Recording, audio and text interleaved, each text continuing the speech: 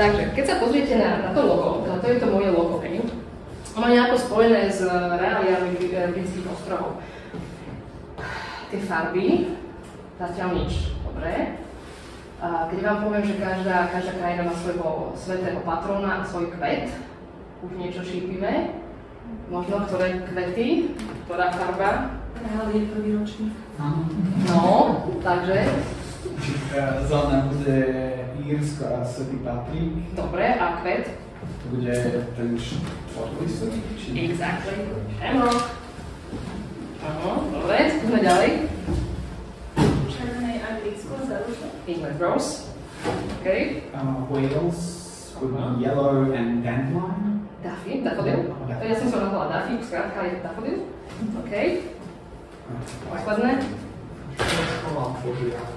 Boduliak, Esol, áno, takže moji zlatí škriatkovia. Oni majú svoje charakteristické vlastnosti, v podstate oni sú potom aj prepojené aj s hodnotiacím systémom, aj ako motivačný prvok.